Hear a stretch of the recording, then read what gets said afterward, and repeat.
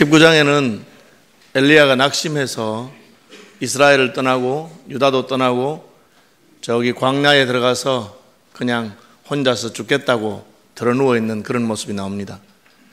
우리가 18장의 엘리야의 모습과 19장의 엘리야의 모습은 너무나 달라서 전혀 다른 사람이 아닌가 하는 생각이 들 정도입니다. 18장에서 엘리야는 혼자서 850명의 바알과 아세라의 선지자들과 전투를 하는데도 전혀 흔들림이 없습니다. 그는 850명에게 오히려 조롱하는 말을 합니다. 너희 하나님이 주무시고 있는 모양이다. 그렇지 않으면 이렇게 반응이 더딜 리가 있느냐. 엘리야의 조롱을 듣고 850명의 바알과 아세라의 선지자들은 심지어 칼로 자기의 몸을 상하게 하면서 뛰고 춤을 추고 자신들의 하나님 바알이 천둥과 번개의 신이 불로 응답할 것을 기대했지만 전혀 응답이 없었습니다. 엘리야 자신의 차례가 되자 엘리야는 제단 위에 제물을 올려놓는데 이스라엘의 12지파의 숫자를 따라서 돌 12개를 쌓고 그 위에 제물을 올립니다. 그리고는 물을 붓습니다. 통에 가득한 물을 4통을 붓고 한 번 더 부으라고 해서 또 4통을 붓고 한 번 더 부으라 해서 12통을 부으니까 제물에 물이 가득할 뿐 아니라 제단 주변에 그 파놓은 도랑에도 물이 가득 차게 되었습니다. 엘리야는 하늘에서 불이 내리기를 기도하면서 날씨가 더워서 가물어서 자연 발화가 된 것이 아니라 하나님께서 직접 이스라엘의 제사를 받으시기를 간구한다고. 그러자 하늘에서 불이 나서 제단에 있는 모든 제물을 태울 뿐 아니라 심지어 제단 주변에 있는 모든 물까지 다 마르게 하는 기적적인 역사가 있었습니다. 엘리야는 혼자서 850명을 다 죽입니다. 아방이 자기 눈앞에서 자기의 부인 이세벨의 친정에서 데리고 온 그 850명의 선지자들을 죽이는 것을 보고도 꼼짝할 수가 없었습니다. 하나님의 개입이 있었기 때문에 하늘에서 불이 임하는 것을 보았고 그 분위기에 눌려서 꼼짝도 하지 못합니다. 엘리야는 다시 자기 무릎 사이에 머리를 끼우고 기도하면서 하나님 이제 이스라엘의 제사를 받으셨으니 진노를 거두시고 3년 6개월 동안 메마른 땅에 비가 오게 하여 주시옵소서. 7번을 그렇게 기도하자 멀리서 손바닥만한 작은 구름 하나가 나타나는데 엘리야는 그 구름을 보는 순간에 이미 하나님의 응답이 시작되었다고 확신합니다. 그는 아방에게 왕이여 큰 비의 소리가 있사오니 더 늦기 전에 마차를 몰고 내려가십시오. 비가 갑자기 올 것인데 계곡에 물이 불게 되면 마차가 가지 못할까 두렵다고. 그리고 그 달려가는 마차 앞에 엘리야가 맨발로 달립니다. 그런데 마차보다 더 빨리 성에 갔다고 기록되어 있습니다. 이 모든 사건을 보면 엘리야는 혼자서도 능히 한 나라의 왕과 그리고 바알과 아세라라고 하는 두 우상을 섬기던 850명의 선지자들과 붙어서도 전혀 두려워하거나 비굴하거나 낙심하지 아니하고 당당한 것을 볼 수가 있습니다. 그랬는데 19장에 갑자기 엘리야는 완전히 다른 사람처럼 좌절하고 낙담하고 낙심한 것처럼 보입니다. 왜 그랬을까요? 그것은 엘리야가 들었던 한마디의 말 때문이었습니다. 엘리야는 이제 불이 임했고 우상을 섬기던 선지자 850명이 죽었고 그 현장에 이스라엘의 왕이었던 아방이 있었기 때문에 아방이 돌대가리가 아니라면 그는 자기가 섬기던 우상 숭배에서부터 회개하고 자기 아내를 여호와 신앙으로 돌이킬 줄로 그렇게 기대했던 것입니다. 그런데 결과는 엘리야가 기대한 것과는 전혀 반대의 방향으로 나타났습니다. 아합이 이세벨에게 말합니다. 여보 큰일 났어요. 우리가 갈멜산에 올라갔는데 엘리야가 바알과 아세라의 모든 선지자들을 다 죽였어요. 아니 당신 뭘 하고 가만히 있었어요? 내가 꼼짝도 할 수 없었어요.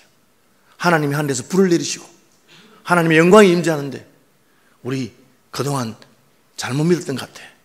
이제 바알을 그만두고 아세라를 버리고 여호와 하나님을 섬기는 신앙으로 돌아갑시다. 이렇게 돼야 되는데 아합이 이세벨에게 바알과 아세라를 섬기던 선지자 850명이 죽었다는 말을 듣자 이세벨은 회개하거나 돌이키기는커녕 오히려 더 강하게 나옵니다. 무엇이라? 엘리야 그놈이 내가 섬기던 선지자 850명을 죽였다니 이놈을 살려둘 수가 없다. 그리고 내일 아침 해가 뜨기 전에 내가 그놈을 죽이겠다고 결심하고 그 결심의 말을 엘리야에게 전하라고 합니다. 그 말을 듣는 순간에 엘리야는 갑자기 낙심하고 좌절하게 됩니다. 우리 생각에는 참 이상하다. 금방 그렇게 영감하던 사람이 금방 다시 그렇게 낙심할 수 있겠는가 싶은데 그것이 저와 여러분 같은 인생인 것을 알아야 됩니다. 우리는 그렇게 논리적이지 않습니다. 아주 충성하고 열심을 내고 하다가도 말 한마디에 좌절하고 낙심하는 것이 인생입니다. 시집가서 시어머니의 호된 시집살이에도 전혀 불평하지 아니하고 시아버지와 시어머니를 잘 모시고 시동생들을 잘 키우고 평생 그렇게 불평불만 없이 시집살이 잘하던 아내가 남편의 말 한마디에 무너지고 낙심하고 좌절하는 것을 우리는 종종 보게 됩니다. 왜? 내가 이렇게 힘써서 충성하고 수고했으니까 다른 사람은 몰라도 남편은 내 마음을 알아주리라 그런 기대가 있었기 때문에 그렇습니다. 그런데 그 기대가 무너지면 무너질 수 있습니다. 남자들도 마찬가지입니다. 회사에서 죽도록 충성하고 진짜 자기의 최선을 다했는데 어느 날 들리는 한마디 말에 그만 낙심하게 되고 낙담하게 됩니다. 교회도 마찬가지죠. 진짜 내가 서울시민교회에서 이 교회 출석한 날부터 얼마나 충성하고 하나님을 섬기듯이 교회 일을 하고 한 번도 불평하거나 불만한 적이 없이 힘쓰고 했었는데 아니 지난번 장로 투표에서 표가 안 나와도 너무 작게 나온 거예요. 사람을 이렇게 몰라볼 수가 있나. 그 순간에 갑자기 물론 내가 장로 되고자 충성은 아니었지만 그러나 이런 식으로 사람을 대접하니 갑자기 모든 것이 하기 싫고 신앙의 낭만과 낙심이 오는 것이 바로 인생들입니다. 사탄은 이것을 잘 알고 있기 때문에 우리를 흔들려고 하는 것입니다. 외부에서의 강한 세력보다 우리 속에서부터 우리를 무너뜨리는 것이 훨씬 효과적인 것을 알고 있습니다. 그래서 성경은 무릇 지킬 만한 것보다 더욱 너희의 마음을 지킬 것을 말하고 있습니다. 엘리야는 용사였습니다. 그는 영적 전투의 최선봉에서 두려움이 없이 대적과 싸우던 자였습니다. 그러나 그의 마음속에 낙심이 오고 그의 마음속에 좌절이 올 때 그는 속절없이 무너지게 된 것을 보여주고 있습니다. 그는 혼자서 조국을 떠나서 광야로 가겠다고 생각합니다. 그는 이스라엘을 떠났습니다. 그리고 브엘세바, 유다 지경의 브엘세바에 가서 자기 사환을 너에게 있으라 하고는 유다도 떠나고 광야로 하룻길을 들어갑니다. 그리고는 들어누워버립니다. 하나님, 이제 난 할 만큼 했으니까 날 건드리지 마시고 이제 내 목숨을 거두어 가십시오. 그가 무슨 독약을 먹거나 스스로 자살하지 않았지만 마음은 하나님 저 이제 여한이 없으니까 저를 데려가세요. 저는 더 이상 살고 싶은 마음이 없습니다. 그렇게 말하는 것을 보게 됩니다. 엘리야는 무력감과 좌절감으로 죽으면 좋겠다 그런 말 하는 것입니다. 그런데 막상 그 말 하고 나니까 이제 일어나기도 싫은 겁니다. 여러분, 우리 마음속에 여러 가지 유혹이 생기거나 마음속에 좌절감이나 낙심하는 마음이 생길 수가 있습니다. 그런데 조심할 것은 그런 마음이 든다고 하더라도 그것을 입 밖으로 뱉지는 마십시오. 왜? 말이라고 하는 것은 무서운 것입니다. 내가 그 말 하는 순간에 내가 그 말 듣고 은혜 받아가지고 더 서러워지는 게 인생입니다. 여러분, 부부싸움 하다가 속이 상해도 그냥 꾹 참고 말지 그걸 가지고 이제 입 밖으로 내기 시작하면 아이고 내 팔자야 내가 왜 시집 왔는지 모르겠다. 시집 온 지 30년 동안 나는 한 번도 좋은 날이 없었다. 그렇게 말하면 진짜 30년 동안 한 번도 좋은 날이 없는 것처럼 생각이 들기 시작하는 겁니다. 사실은 아닙니다. 인생에 무슨 나쁜 날만 있었겠습니까? 비 오는 날이 있었으면 꽃피는 날도 있을 것인데도 그렇게 말하면 그 말을 듣고 자기 말에 자기가 은혜 받아가지고 더 서러워지고 더 크게 울기 시작합니다. 그 자기 울음소리가 들리면 그때부터 나는 진짜 살 의미가 없는 인생인 것처럼 그렇게 생각이 될 수 있는 것입니다. 엘리야는 들어누워서 하나님 나는 이제는 더 살 의미가 없어요. 왜 살 의미가 없습니까? 이스라엘에서 한 명을 뽑으라면 그가 바로 엘리야입니다. 하나님을 위해서 열심히 특심한 사람이고 그는 믿음으로 850명의 바알과 아세라 선지자들과 싸워서 이긴 사람입니다. 하나님께서는 엘리야의 믿음에 불로서 응답해 주셨습니다. 그런데 왜 그가 살 의미가 없습니까? 왜? 이세벨이 한 말 한마디 때문에 그렇습니다. 이세벨은 이스라엘의 원수였을 뿐 아니라 우상을 섬겼을 뿐 아니라 굉장히 영악하고 똑똑한 여자였습니다. 그는 남편이 여보 큰일 났어요. 바알과 아세라의 선자 850명을 엘리야가 다 죽였어요. 나는 꼼짝도 할 수 없었어요. 그 말을 들었을 때 그는 엘리야를 제거하지 않고서는 자기가 섬기는 바알 신앙과 아세라 신앙이 이스라엘에 흥할 수 없는 것을 알았습니다. 그냥 엘리야를 죽여야 되겠다, 암살단을 파송하자, 그런 정도가 아닙니다. 그는 엘리야를 좌절시키고 낭망시켜야 되겠다고 생각했습니다. 그래서 엘리야에게 사신을 보냅니다. 너 내 말을 그대로 전해라.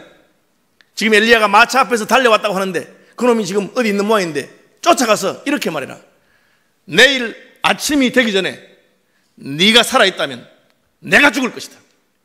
내가 섬기는 신들이 내 위에 저주를 낼 것이다. 그 말을 그대로 전해라. 그렇게 합니다. 그 말은 무슨 뜻입니까? 오늘 밤에 너 죽이겠다는 뜻입니다. 내일 아침이 되기 전에 넌 죽을 거야. 그러니까 그 말을 듣는 순간에 갑자기 엘리야는 자기의 무릎에 힘이 빠지는 것을 느끼게 됐습니다. 왜요? 이것이 바로 말의 힘입니다. 그렇게 강하던 사람들이 삐죽삐죽하는 말 한마디를 듣고 그만 힘이 쫙 빠지는 것입니다. 새벽에도 열심히 잘 나오다가 누가 이렇게 합니다. 아이고 무슨 투표가 다가오니까 저렇게 열심히 새벽에 나오는구나. 그럼 그만 나가기 싫습니다. 그것이 말의 힘입니다. 남들한테 다 보이려고 저렇게 한다. 그러면 흔들리게 되는 것이 인생입니다. 사탄은 바로 그것을 노리는 것입니다. 그 말을 통해서 엘리야는 좌절하게 되고 낙심하게 되고 낭망하게 됩니다. 그때 그 말을 막아서는 사람이 있었어야 됐습니다. 엘리야 스스로 그 말에 대항하고 그 말이 아닌 것을 증명하고 자기 입에서 믿음의 말이 나오도록 했어야 했습니다. 아합을 만났을 때, 갈멜산에 올라가기 전에 아방을 만났을 때 아방이 이렇게 말합니다. 너냐? 이스라엘을 괴롭히는 자가 너냐? 너 때문에 지금 3년 6개월 동안 비가 오지 않는단 말이냐? 그때 엘리야는 흔들리지 않았습니다. 왕이 자기를 보고 너 이스라엘의 원수야, 이스라엘을 괴롭히는 놈아, 그렇게 말하니까 임금이시여, 내가 아니라 임금님과 임금님의 가족들이 이스라엘을 괴롭히는 줄 아십시오. 그 말은 뒤집으면 임금님의 왕비인 이세벨이 지금 이 나라를 망하게 하고 있는 줄 모르십니까? 그는 좌절하지 않았습니다. 850명이 엘리야를 잡아먹을 듯이 떠들어도 끄떡도 하지 않았습니다. 그는 믿음의 말을 내뱉고 있었습니다. 그런데 지금 이세벨이 하니까 갑자기 그 말 한마디가 그의 마음속 깊은 곳에 들어왔습니다. 오늘 밤이 지나기 전에 나를 죽이겠다고.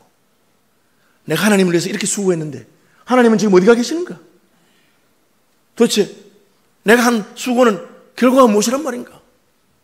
이 나라의 회개운동과 종교개혁 운동과 부흥이 일어나기는커녕 오히려 이런 반발이 일어나다니 그는 좌절하게 된 것입니다. 성경에 보면 믿음의 사람들은 말로서 적의 길을 꺾습니다. 그것이 바로 말의 힘입니다. 골리앗이 이스라엘에 힘쓰는 놈이 그렇게도 없어? 1대1로 붙자? 군대끼리 싸울 게 뭐 있느냐? 내가 나왔으니 너희 중에 제일 강한 놈 나와라. 진자가 이긴 자들의 종이 되도록 하자.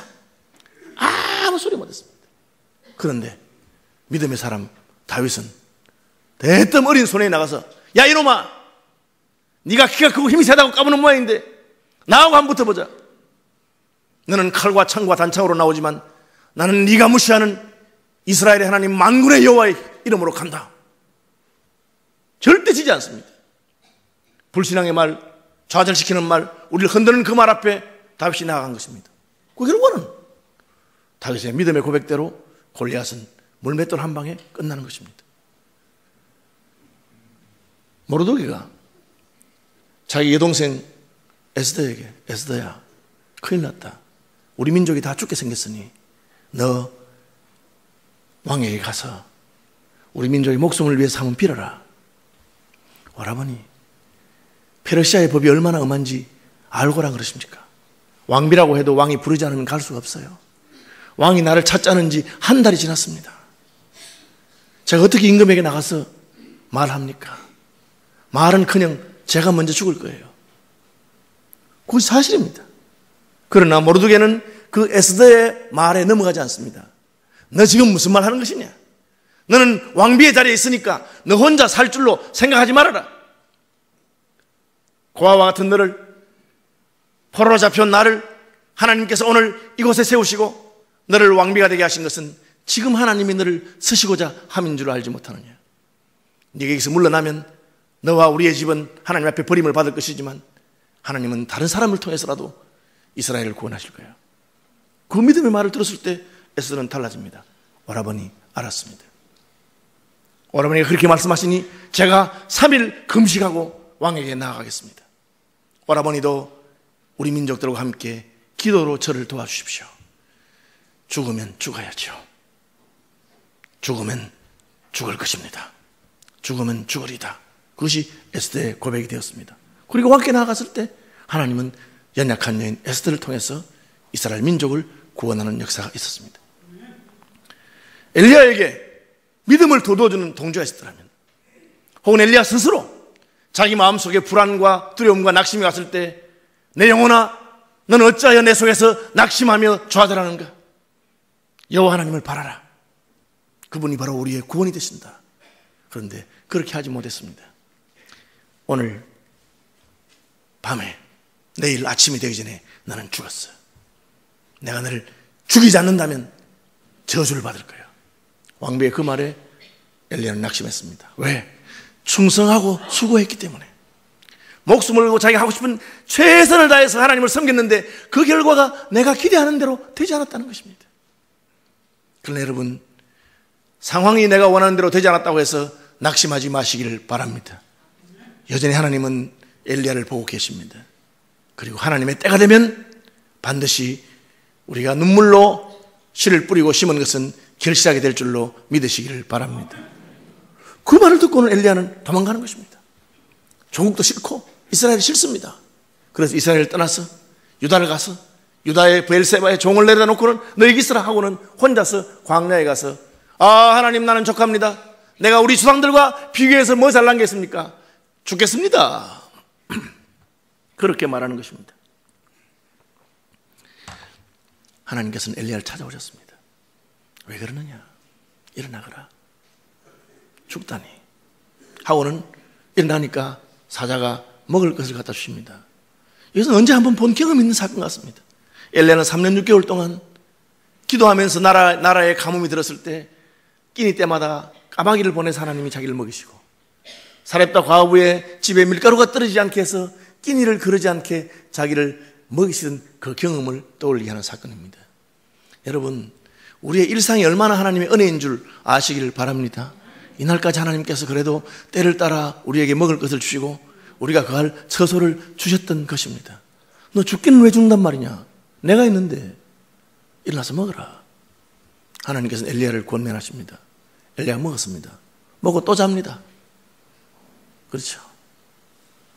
엘리야는 더 이상 현실에 나아갈 힘이 없습니다. 또 자니까 하나님 또 깨우십니다. 또 먹어라. 잠을 자고 나서 또 먹고 마시고 이제 날 따라온다 하고는 하나님 엘리야를 데리고 호렙산으로 가셨습니다. 엘리야가 우리 조상들보다 내가 나은 것이 조금도 없습니다. 저도 할 만큼 했습니다. 저를 데려가십시오 하니까 하나님이 조상들 이야기를 하느냐? 그럼 너희 조상들이 어땠는지 내가 한번 데려가 보겠다. 하나님께서는 모세를 통해서 이스라엘을 나라로 만드셨습니다. 모세는 40살이 되었을 때 애국심이 불타올라서 자기 민족을 위해서 자기 민족을 괴롭히는 에집트의 관원을 때려주겠습니다. 모세의 마음속에는 이 배은망덕한 나라 같으니라고. 애굽이 흉년이 들어서 굶어 죽었을 때 우리 조상 요셉이 이 나라를 살려준 게 아니더란 말이냐. 그래서 우리가 애굽에 머물게 됐는데 은혜를 모르는 백성들이 우리를 노예 취급하고 있는데 우리는 너의 노예가 아니다. 우리가 너의 구원자였다. 그 마음을 가지고 자기 백성을 괴롭히는 애굽의 관리를 때려주겠습니다. 사도행전에는 스데반 집사님이 이 부분을 설교하면서 모세가 자기 민족을 구원하고자 하는 그 마음을 이스라엘 백성들이 알아줄 줄로 알았다. 내가 왕자인데도 가만히 있으면 호요식하지만 우리 백성들의 고난을 돌아보고 우리 백성들과 함께 고난받으려고 하는 그 마음을 백성들이 알아줄 줄 알았다 했습니다. 그런데 그 다음날 유대인들끼리 싸웁니다. 모세가 하도 기가 막혔어. 지금 우리가 싸울 때요. 민족이 지금 노예 생활을 하고 있는데 힘을 모아도 시원찮을 텐데 우리가 싸울 때요. 하고는 그들의 싸움 말리니까 백성들이 모세의 말을 듣고 싸움을 그치기는커녕 너 어저께는 애굽 사람을 죽이더니만 오늘 우리를 죽이려고 하는구나. 그 말을 듣는 순간에 모세가 무너졌습니다. 그래서 그는 도망갔습니다. 미디안 광야로 도망가서 40년을 보냈던 것입니다. 하나님이 엘리야에게 너 지금 만약에 그 이세벨의 말 한마디를 듣고 좌절해버리면 40년 세월이 휙 지나갈 거다. 네 인생에 수십 년이 하루아침에 날아갈 수 있다. 그 40년이 지났을 때 하나님께서는 모세에게 찾아오셔서 호렙산 가시떨기나무 가운데 찾아오셔서 다시 그를 부르신 것입니다. 엘리야가 호렙산까지 가는데 40일이 걸렸습니다. 그것은 이 과거에 일어난 사건과 반복되는 유사하면서 다른 것이 있는 것입니다. 그리고 말씀하는 것입니다. 야, 너 날 따라온다. 호렙산에서 한번 만나자. 호렙산에 간 엘리야는 또 동굴 속에 들어가서 드러눕습니다. 하나님 만나러 찾아다닐 힘도 없습니다. 하나님 다시 찾아오셨습니다. 그리고 엘리야야, 날 한번 찾아보아라. 하나님의 숨은 그림 찾기와 같은 것입니다.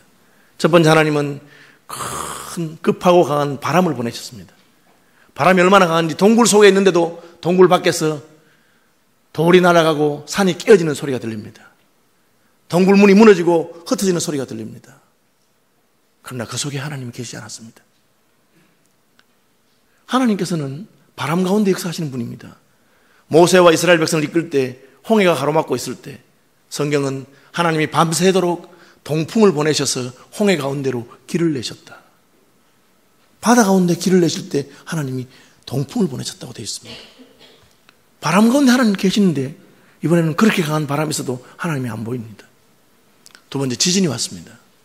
땅이 갈라지기 시작합니다. 모세를 대적하던 고라와 그의 무리들을 하나님께서는 땅이 입을 벌려서 삼키게 하신 적이 있습니다. 대적을 삼키는 것이 하나님의 지진입니다. 여러분, 오늘날도 지진이 얼마나 무섭습니까? 세계에서 몇 번째로 강한 나라인 일본도 늘 지진에 전전긍긍합니다. 미국도 마찬가지죠.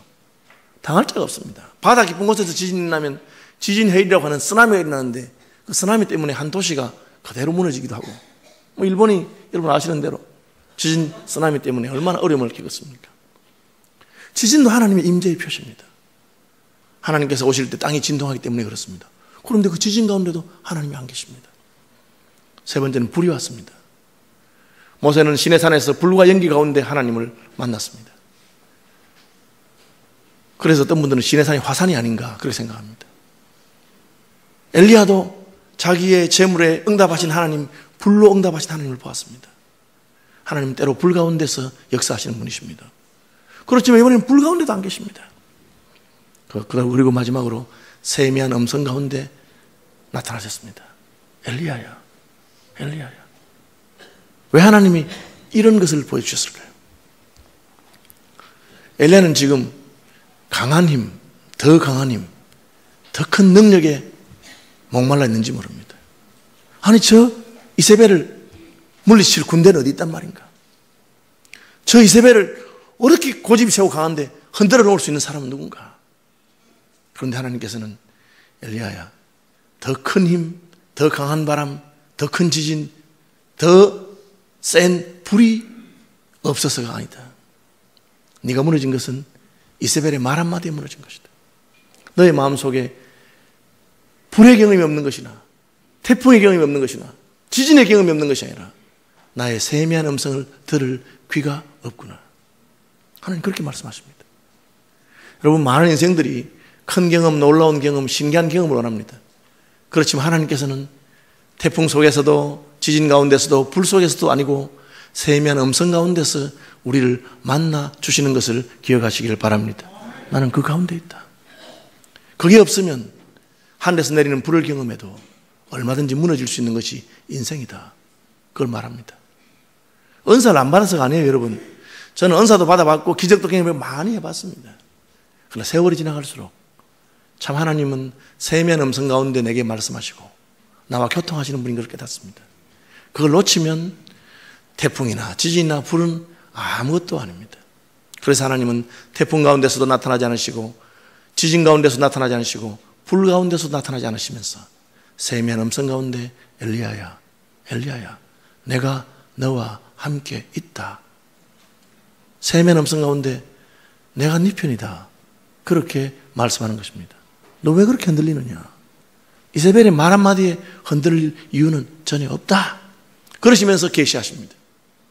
너 지금 당장 아람으로 가서 하사엘에게 안수해서 베나닷 왕조를 무너뜨리고 새로운 왕조가 일어나도록 해라. 너 당장 이스라엘로 가서 예후에게 안수해서 오므리 왕조를 무너뜨리고 아합이 속한 오므리 왕조를 무너뜨리고 새로운 예후 왕조가 일어나도록 하거라. 그렇게 말씀하십니다. 그게 무슨 뜻입니까? 아합 왕 그 왕조 내가 하루아침에 바꿀 수 있다. 베나닷의 그 아람 왕조 내가 하루아침에 바꿀 수 있다. 그러나 베나닷의 칼을 피한 자가 있을 것이고 그의 칼을 피한 자를 예후가 칠 것인데 예후의 칼도 피한 자가 있을 것이다. 베나닷도 피하고 예후도 피해도 피하지 못할 자가 있는데 엘리사다.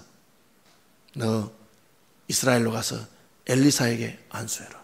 그리고 그를 너의 후계자로 삼아라. 그렇게 말씀하십니다. 하나님께서는 왕이나 왕조보다도 더 강한 것이 무엇이냐? 그것은 바로 하나님의 음성이요, 하나님의 음성을 전달하는 선지자라고 말합니다. 왕이 중요한 것이 아니라 왕의 힘보다 더 강한 것은 선지자다. 왜? 그는 하나님의 음성을 전달하기 때문에 그렇다. 태풍보다 지진보다 불보다 세미한 하나님의 음성 가운데 하나님이 계시고 그 음성대로 이루어지는 것을 기억하기 바란다. 그 말을 듣자 엘리야는 바로 엘리사에게 먼저 갑니다. 하사엘에게 안수하기 전에, 예후에게 안수하기 전에 엘리사에게 먼저 갑니다. 왜? 선지자가 중요한 것을 깨달았기 때문에. 그거 하니까 엘리사는 12개리 소를 가지고 밭을 갈고 있습니다. 소가 한 마리도 두 마리도 아니고 12개리니까 얼마나 능숙한 농사꾼인 것을 알 수 있습니다. 그런데 엘리야는 말 한마디 하지 않고 그의 겉옷을 벗어서 던졌습니다. 옷이라고 하는 것은 그의 사역을 말하는 것입니다. 군복을 입은 사람이 군인이요, 경찰복을 입은 사람이 경찰입니다. 선지자가 옷을 벗어 던졌다는 것은 그 선지자직의 개성을 상징하는 것입니다. 실제로 엘리야가 성천할 때 엘리사는 선생님을 따라가다가 떨어진 겉옷을 잡고 엘리야의 능력을 전수받는 것이 나옵니다. 엘리야가 옷을 벗어 던졌을 때 엘리사는 즉각 하는 일을 멈추고 엘리야에게 찾아서 선생님 조금만 여유를 주시면 제가 우리 부모님에게 작별 인사를 하고 선생님을 따르겠습니다. 이게 무슨 뜻입니까?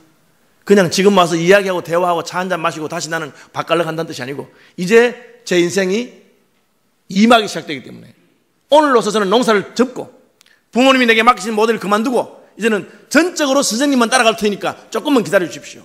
인사는 해야 되지 않겠습니까? 그러니까 엘리야가 내가 무슨 말 했느냐? 알아서 해라. 내가 아무 말도 안 했지 않느냐? 그냥 옷만 벗어 던진 것입니다. 그랬는데 엘리야는 당장 돌아가서 한 개리 소를 잡아서 동네 잔치를 하고 저는 이제 농사를 그만둡니다. 하나님이 저를 부르셨습니다. 저는 이제 엘리야를 따라갈 것입니다. 하고는 즉각적으로 따라갑니다. 이 사건을 통해서 엘리야는 하나님의 말씀에 순종은 저렇게 하는 것이구나. 내가 겉으로 말을 드러내기도 전에 그저 행동으로 옷만 벗어서 던졌는데도 불구하고 엘리사가 저렇게 하는구나. 누가 엘리야의 후계자가 됩니까? 엘리야에게 많은 제자들이 있었습니다. 엘리야의 선지학교에 학생들이 많이 있었습니다.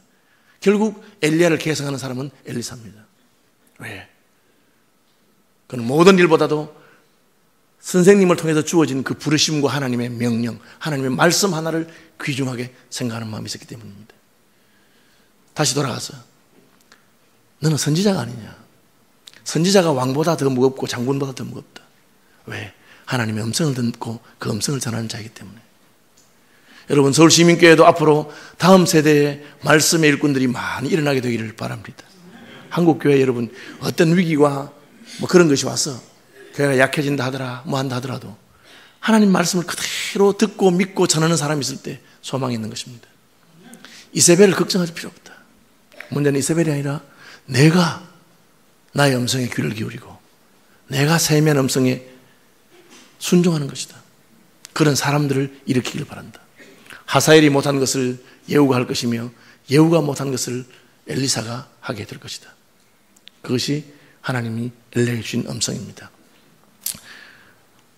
여러분 오늘날도 외부의 공격보다 우리의 마음이 무너지는 것을 조심하시길 바랍니다. 우리의 마음이 왜 무너집니까? 하나님의 음성을 듣지 않고 이세벨의 말을 듣기 때문에 그렇습니다. 사탄은 어떻게 하든지 우리가 좌절되고 낭망하고 낙심하고 하나님이 부르신 그 부름에서 떠나고 홀로 광야에 틀어박히게 되기를 바랍니다. 그러나 하나님은 광야에 찾아가서 그를 다시 부르시고 내 소리에 귀를 기울이라. 주님의 세미한 음성을 듣고 다시 이스라엘과 아람의 역사의 핵심으로 나아가는, 그리고 그 역사의 핵심이 바로 엘리사를 세우는 것, 하나님의 사람들이 세워지는 것임을 기억하시기를 바랍니다.